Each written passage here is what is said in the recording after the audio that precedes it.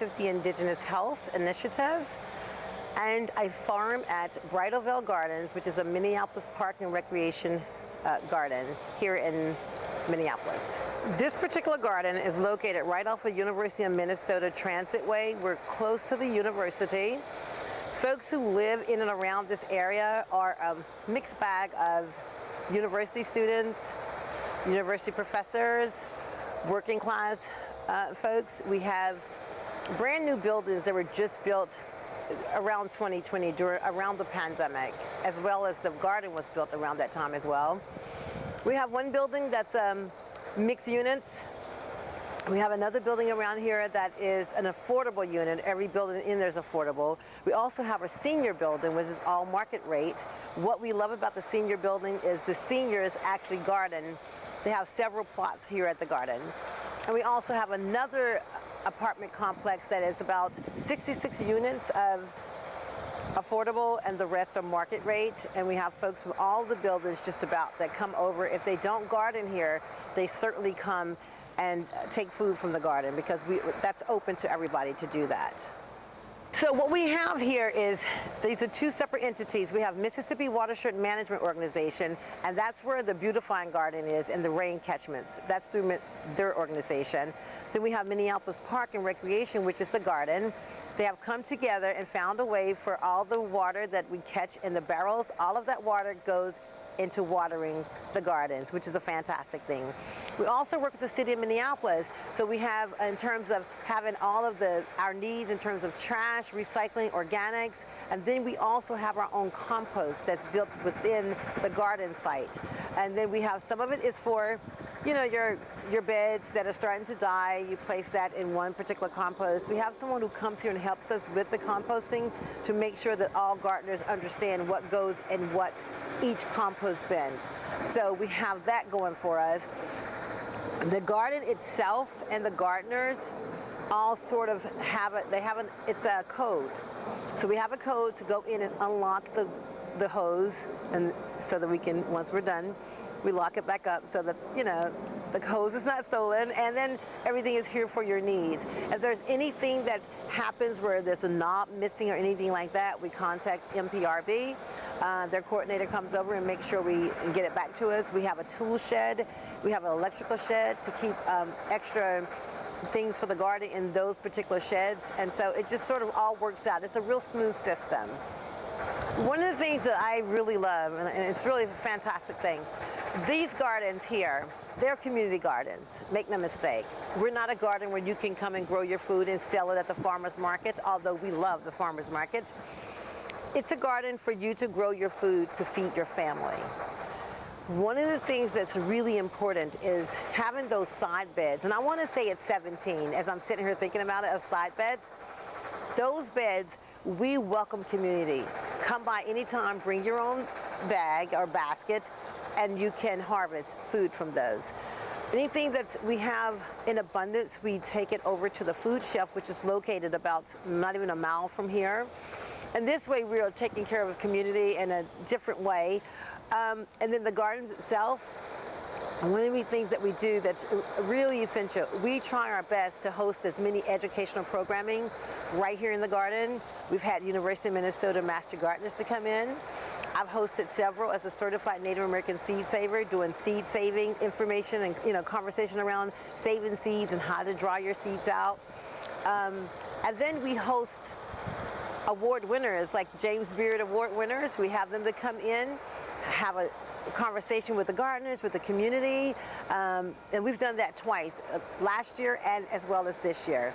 So we try to keep hosting events that really surrounds us around knowledgeable people to help us if we have any issues with our gardens. So we try to make sure that we have someone to come in to sort of assist us with that. The food shelf is in Glendale. Glendale is located, I want to say maybe a mile from here, and it is, that particular area is a housing area. It's a Minneapolis housing community, and so we get the food to their particular food shelf. It's also a place where I personally, with my organization, was able to plant 15 trees over there to help cut down on their electric bills. So it's just one of those communities that we really try to support, and we've been doing that as long as I've been here, and I've been here for 5 years. I love my plot. I have one of the large plots here, and I grow Native American sage, indigenous sage here. We make bundles with that sage. We give the sage away for healing, for people to place it in their car, in their home. But most importantly, the food that I grow is pretty typical. I grow different types of North Carolina greens, different types of tomatoes. I have an heirloom tomato that I grow. I've grown it here for many years. It's an indigenous seed. Also, and my sage, of course, is indigenous as well. And I also grow these Armenian cucumbers, which are such a hit. Every time I grow them, they look like little snakes, and everybody goes crazy over them. And the food that I grow here in my plot, when we're hosting events, we use the food that I grow in my plot, and a couple of other folks allow me to use their food. And I make dishes straight from the garden onto the table. So we're garden to table. And so that's one of the things that we do that we really like to pride ourselves on, knowing that we're actually eating the food that we grow. Well, we have had a few pest challenges. This year, the largest one was the sweet midge. My greens were they were ate up. So I was growing Brussels sprouts, and when I saw that was happening, I decided not to grow them here. I actually grew them on my porch, and they did very well, surprisingly. So I did talk to someone from the University of Minnesota. I went to one of those educators. I figure they know more than I do. And so they gave me some information and gave me some what things I could do. And so one of the things I did was I just pulled that up, the ones that were damaged. I also kind of took out the little pulse area. I took that soil out. I replaced it with some high quality organic soil, and I made some mounds and replanted, and it's doing fine. So it's been going well, but I had a really challenge. It ate up all of them. I had I had kale, collard, broccoli, all were wiped away with that. So, yeah. One of the things we knew we wanted was to invite other gardeners from other Minneapolis parks to come over for educational classes, to come over just to kind of see what we're doing over here, because it was so new and the design was so innovative and different. So that's one of the things that we did. And anytime we're having like master gardeners, I like to call them expert gardeners. I don't necessarily like that name. So the expert gardeners, when they're coming over, we invite all Minneapolis Parks gardeners to come over and be part of the training. And that's something we've kept up the entire time. So that's one of the things that we do. And if we're having something here, everything is not always just direct to the garden. Sometimes we're having an event in and around the garden. I host sustainability and greener living events. I host them here as well.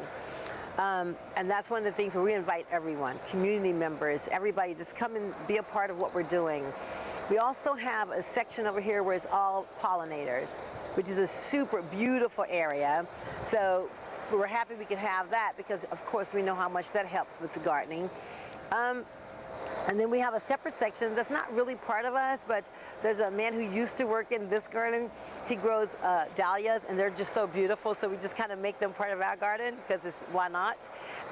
So that's one of the things we do. We just kind of tie everything in together, the dahlias, the pollinators, the community members. It's like all one big happy family. It's really important to me because it's my first time ever living in a city. I was new to Minneapolis at the time, and this was all a first for me. So the garden was a first, being in this area was a first. I also was asked to be on the board of this particular area, Prospect Park, and from being on the board, I went from just being a board member to vice president of Prospect Park Association. And with that being said, it's like really important to me. The entire area means so much to me because I'm out here making sure that we're looking out for the garden, we're looking out for the people, we just do it all in one, collaboration. And one of the things I love so much is I lived in the area. It was so easy for me to keep a watch over the garden, and anytime I wanted to, let me run down and water, let me go plant something. It was just so convenient. It was like living in your backyard. It's like living in your house and going to your backyard and checking on your fruit and vegetables. One of the things I love most is during the summer when school's out and the kids are coming on their scooters and they go down into the beautifying garden and come back up and ride around the garden, and just seeing community members coming with their baskets and harvesting the side plants. That it was just so beautiful. And then we put up signs. This was so important. People would come in the garden and they wasn't sure, am I allowed to take this? So what we did, I worked with Minneapolis Park and the coordinator, and she said, let's put up signs. Let's put up signs in different languages. So we put up signs in different languages so they would understand that you can take from these particular gardens. That was the one thing that to me had changed everything. Before, people were walking and they were looking, but they weren't sure. Then they looked down and read that with confidence, and they knew they can go get their basket and come and harvest whatever they wanted. One of the things that I like about the area in general is we have our garden here. We have a place that was voted #2 in the United States as the best food hall. And Rectangle Pizza was on Good Morning America was voted #1. So we have the garden, we have a great places to eat. We have great breweries around here. The area in general is just a particularly beautiful area.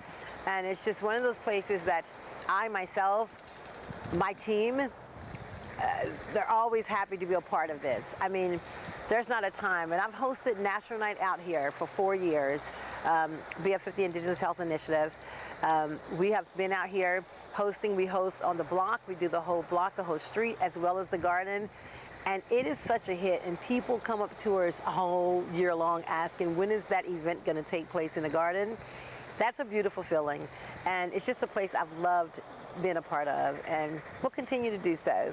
If you're interested in getting a plot here, I would suggest going on the Minneapolis Park and Recreation Board on their website. Put in Bridal Garden so you can get information on when the plot information comes out, because we send it out, you fill out your application, get it back to our garden coordinator and myself, and then we go through those and just choose based on folks who live closer to this area, because that's the fair and balanced thing to do. On the zip codes that are closer to this garden is who we try to take care of first. And then we offer to other folks who live nearby. So do that. And to find out more about our organization, which is BF50 Indigenous Health Initiative, first and foremost, we're on social media. We're on Instagram. And then we have a website, and it's put together by University of Minnesota. And that is also BF50 Indigenous Health Initiative. Thank you.